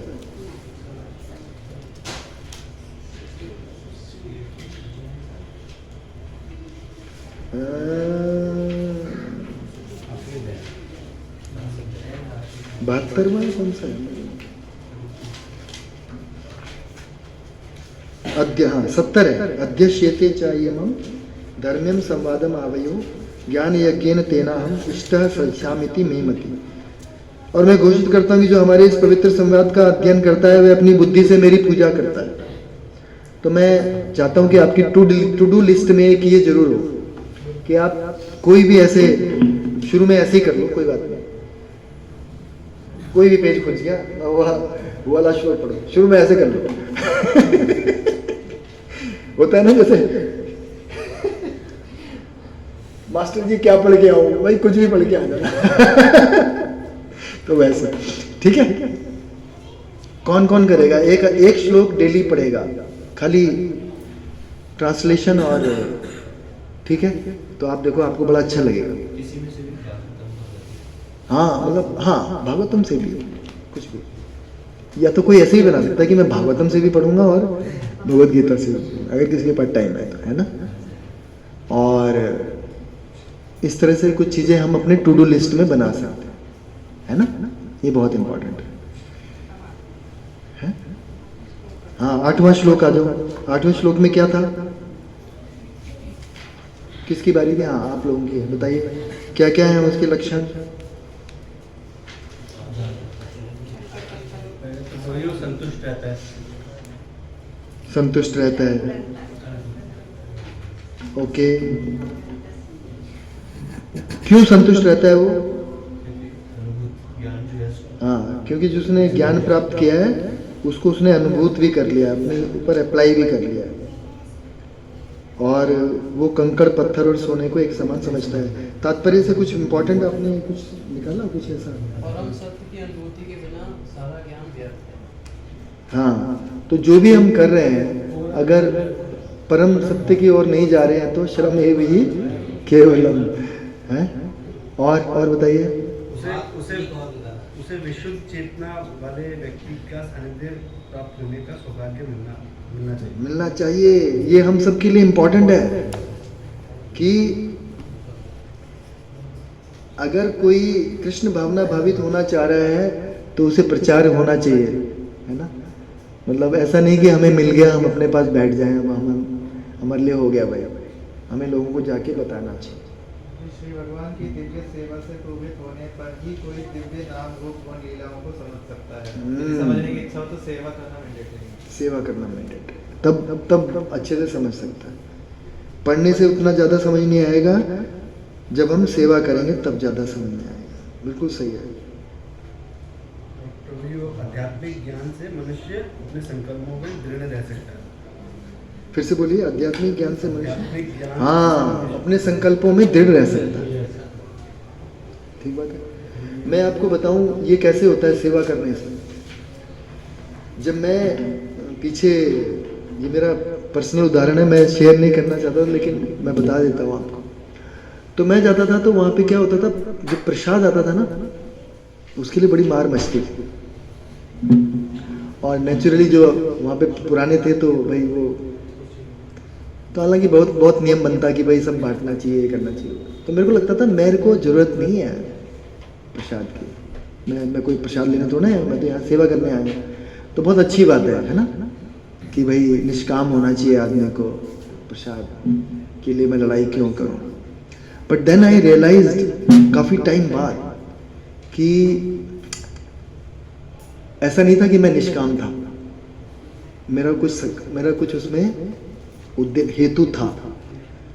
तो हालांकि मेरे को और लोग मेरे को लगे कि यार क्या यार ये प्रसाद के लिए सेवा कर रहे हैं, तो कोई बात तो नहीं। तो पहले मुझे ये लगता था, लेकिन बाद में देन आई रियलाइज कि हर कोई अपने अपने लेवल पे सकाम है।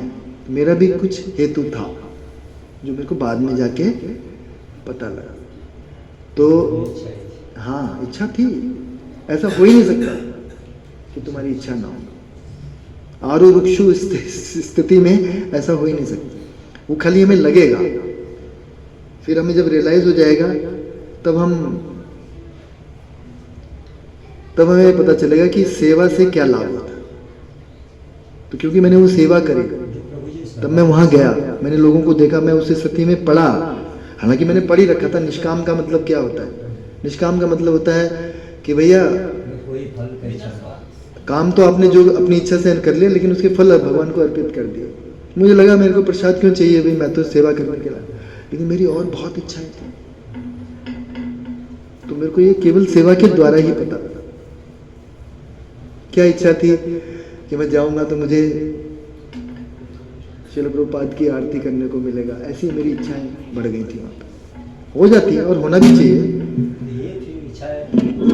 ये कोई इच्छा बुरी नहीं है, लेकिन इसके साथ और बुरी इच्छाएं भी आ जाती है। तो उस तरह से तो कहने का मतलब है कि पॉइंट यहाँ पे ये है कि सेवा करने से ज्ञान जो है वो अनुभूत बनता है। जो इच्छाएं ये करती कि भगवान आपकी शरण में है, तो ये कोई संस्कार। हाँ, शुरू सारी चीजें ऐसी होती हैं। अब क्या है, हम भक्ति में आ गए ना, तो शुरू यहीं से होगा कि मैं ये भगवान की प्रसन्नता के लिए कर रहा हूँ। कब वहां पे माया घुस जाएगी, बड़ा ध्यान रखना पड़ेगा। ठीक है ना? माता जी है ना, मेरी पत्नी 20 साल छोटी हो जाती तो कितना अच्छा था। हाँ माता जी है ना जो लेक्चर देती हैं विशाखापट्टनम, क्या नाम? हाँ, निताई सेवनी माता।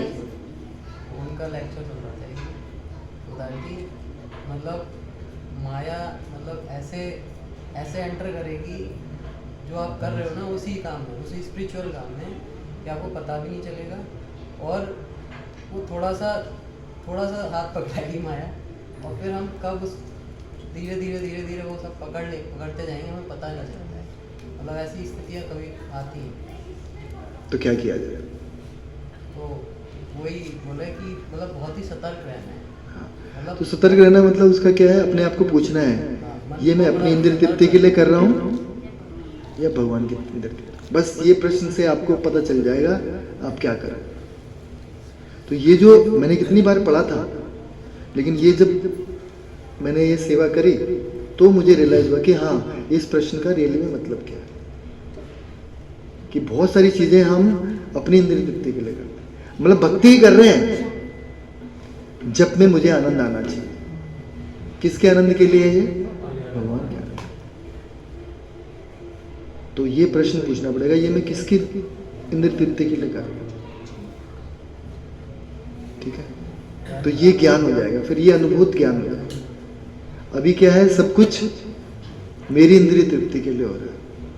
कोई बुरा नहीं है, मतलब इसका कुछ अच्छा ही लाभ होगा, लेकिन ये फेज जो है जल्दी खत्म हो जाएगा। ये फेज रहेगा, नेचुरल है। भाव के स्तर तलक ये अभद्र बने रहेंगे। अभद्र मतलब पता है क्या है? वहां पे श्रील प्रभुपाद लिखते हैं 1-2-17 शृण्वतां स कथा कृष्ण पुण्य श्रवण कीर्तन हृदय अंतस्थो ही अभद्राणी विदुनोति सुहृदम। अभद्रों क्या बता रहे हैं? इंद्रिय तृप्ति करने की इच्छा, ये अभद्र है। उसका ट्रांसलेशन ये है। तो भक्ति करते हुए भी हम इंद्रिय तृप्ति करेंगे। ये जैसे नॉर्मल सा उदाहरण देता हूं। श्रील प्रभुपाद को बहुत सारी चीजें भोग लगी, अब मुझे ये नहीं चाहिए, मुझे ये चाहिए। अरे भोग, श्रील प्रभुपाद को भोग लगा हुआ है, मेरे को नमकीन नहीं मीठा चाहिए, मेरे को मीठा नहीं नमकीन, मेरे को ये फल नहीं वो फल चाहिए, वो नहीं है चाहिए। क्या मतलब है? श्रील प्रभुपाद के टाइम पे ऐसा हुआ एक बार, तो लोग मतलब उस प्रसाद के थाल में से ना सब मीठा मीठा सब गायब हो जाता था, बाकी सब रह जाता था। श्रील प्रभुपाद ने कहा नहीं, सब कुछ मिला दो। सब मीठा नमकीन सब एक हो। अब ले लो वही प्रश्न। प्रभु जी प्रसाद ही तो है, अगर इसमें वो इच्छा हो भी गई तो उसमें गलत क्या है? नहीं, गलत नहीं है, लेकिन क्या है कि उसमें अपनी इंद्र तृप्ति का टिंज है। देखो, आप भक्ति ही कर रहे हो, पर वो भक्ति में सकाम कर्म है, कर्म मिश्रित भक्ति हो गई, शुद्ध भक्ति नहीं। तो हम नहीं कह रहे कि भाई शुद्ध भक्ति के लेवल पे हम सभी आ जाएंगे, हम कह रहे हैं कि धीरे धीरे हमें पता लगा। तो इसमें बुराई नहीं है, उससे शुद्धि होगी, लेकिन ये शुद्ध भक्ति भी नहीं है। शुद्ध भक्ति क्या है? काम भी भगवान के लिए, उसके फल भी भगवान के लिए, है ना। जो मिल जाएगा उस पर आश्रित रहूंगा। अब ये नहीं कहूंगा कि यार अनार मेरे को मिलना चाहिए। जैसे एक भक्त आए, उनकी सेवा, हमारी सेवा थी ना आपकी बारी, तो मैंने कहा ये ना भक्तों के लिए बचा हुआ है जो रखा हुआ है, तो मैं क्या हूँ? वो कहते हैं अब मेरे पास कोई जवाब नहीं है उसके लिए। हालांकि मैं बोल सकता था कि भाई सेवा करने वाले भक्तों के लिए, तो शेयर कर लिया, खैर कोई बात नहीं। लेकिन कहने का मतलब है कि मैं कौन हूँ? मेरे को जवाब ही नहीं सूझा कि मैं क्या कहूँ। भक्त तो आप भी हो भाई, सही बात है। तो कहने का मतलब है कि सेवा करके ज्ञान अनुभूत होगा, ये ऐसे। नहीं तो क्या होगा, हम ना अपनी परिभाषा बना लेंगे उसकी। ये भक्ति है, ये भी तो भक्ति है, ये भी तो भक्ति है। चॉकलेट भगवान को ऑफर कर देता हूँ, 5 स्टार खा लेता हूँ, ये भी स्तर है, इसमें भी कोई गलत नहीं है। अब मान लो बच्चा है, अभी तक भक्ति से नहीं जुड़ा है, उसको 5 स्टार खानी है, कम से कम ऑफर तो कर दिया। लेकिन 5 स्टार में प्रॉब्लम है, मंदिर से चॉकलेट ले ले, ये नेक्स्ट स्तर आ गया, है ना। स्तर है, अलग अलग स्तर। सारी इच्छाएं खत्म हो गई। हाँ, अगर सारी इच्छाएं खत्म हो गई हैं तो बहुत अच्छी बात है। ये खाली शिल प्रभुपाद के साथ हुआ। शिल प्रभुपाद ने अंतिम समय पे पूछा गया शिल प्रभुपाद से, शिल प्रभुपाद कुछ आपके कुछ इच्छा है? कुछ इच्छा बाकी है हमसे। केवल उनके साथ होगा, हमारे साथ नहीं होगा। शिल प्रभुपाद के एक शिष्य थे, या कोई माता जी थी, वो डेथ बेड पे थी, तो उनसे पूछा गया कि कोई इच्छा है कि लिम्का पीने की। मतलब हो सकता है, हमारे साथ भी हो सकता है, किसी के साथ भी हो सकता है। तो ये कब होगा? जब हम इस ज्ञान विज्ञान तृप्त आत्मा, इस ज्ञान विज्ञान को तृप्त आत्मा कब बनेगा? जब हम अपने जीवन में उतारेंगे। गाय है ना, गाय को देखा आपने सारा दिन भर क्या करती है? मुंह चलाती है, लेकिन सुबह क्या देती है? वो दूध देती है। ऐसे ही हमने जो सुना है उसको अपने मन में जुगाली कर ले,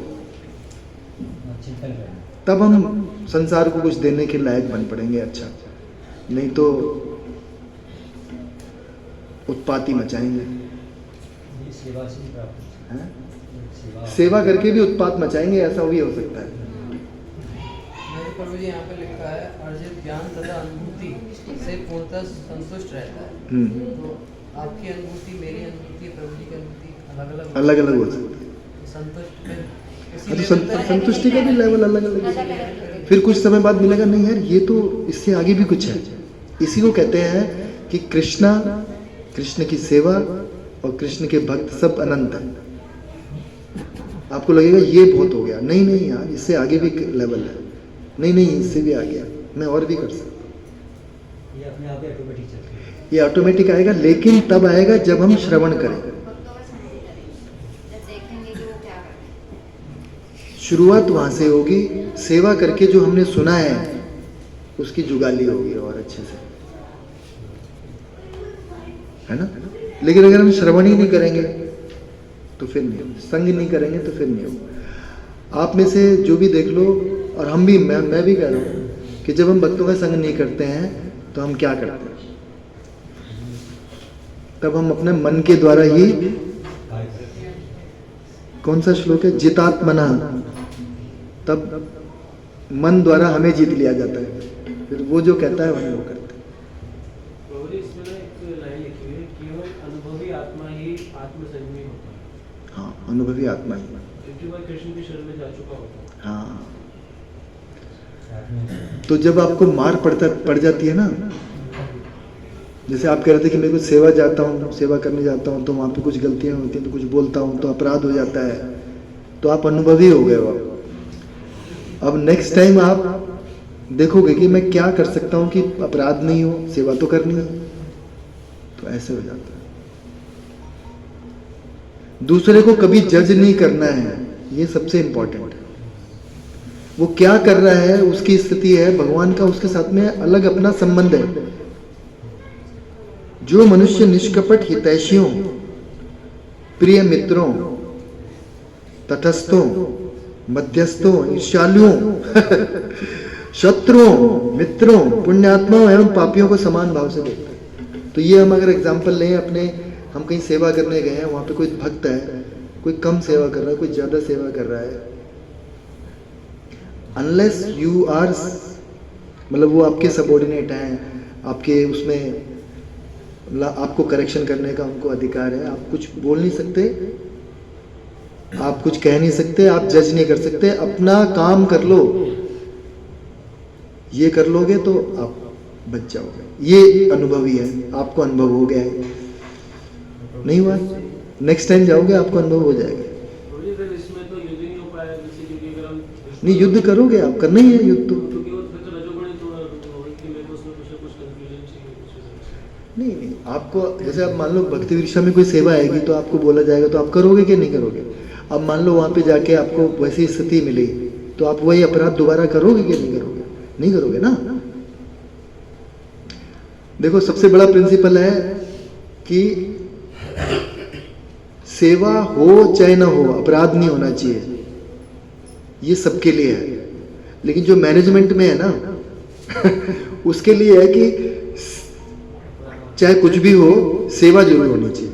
ये दो अलग अलग लेवल है।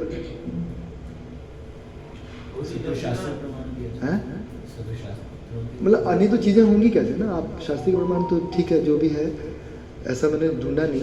लेकिन अगर मान लो आपको मैनेज करने के लिए मिला कि भाई जाके आप पानी की सेवा करो, अब वहाँ पे पानी लेके ही नहीं कोई आया, या पानी लेके आया तो वो ठीक से लगा नहीं, डिस्पेंसर ठीक नहीं है, तो आप कहोगे ना किसी को कि भाई ये ठीक करो, ये ठीक करो, ये ठीक, तो वो अपराध नहीं है। उसमें कोई गलती करता है तो आप बोलोगे उसको, मैनेजमेंट का हिस्सा है ना। और जैसे भक्तों के संग होते हैं, ये जैसे हमने समझाया। लेकिन मैनेजमेंट में भी कहते हैं, हाँ आज का एक पॉइंट और था जो मैं डिस्कस करना चाहता था कि you should be strong minded but soft at heart. इसका मतलब क्या है कि मन को मैंने जीत लिया, अब मैं कठोर हो गया जी।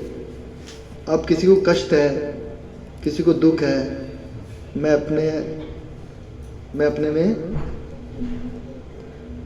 तृप्त आत्मा हूँ मेरे को और किसी से मतलब नहीं, तो वो दैट इज नॉट गुड।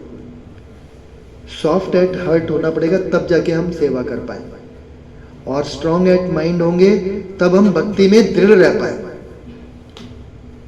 भक्तों से अच्छे संबंध तब बनेंगे जब हम सॉफ्ट एट हार्ट होंगे, और भक्ति में कंटिन्यूअस तब रह पाएंगे जब हम स्ट्रॉन्ग माइंडेड होंगे। ठीक है आकाश प्रभु जी, इससे आंसर मिला आपको?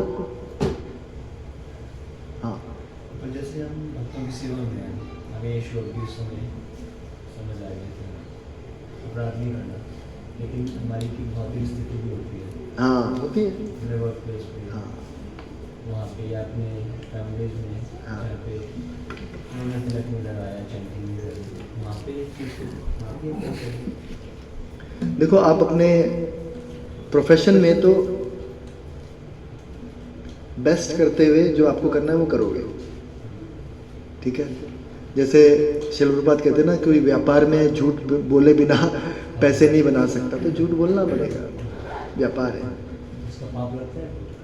उसका पाप नहीं लगता। अगर उसको उसका पाप नहीं लगता अगर उस धन को आपने भगवान की सेवा में लगा दिया। जितने बढ़िया होते हैं सारे झूठे बोलते हैं। इसीलिए बनिए जो है, आप देखो जो बनिया लोग जो होते हैं, ज़्यादातर यहाँ पे बनिया ज़्यादातर लोग बनिए बड़े पुण्य आत्माएं होती हैं।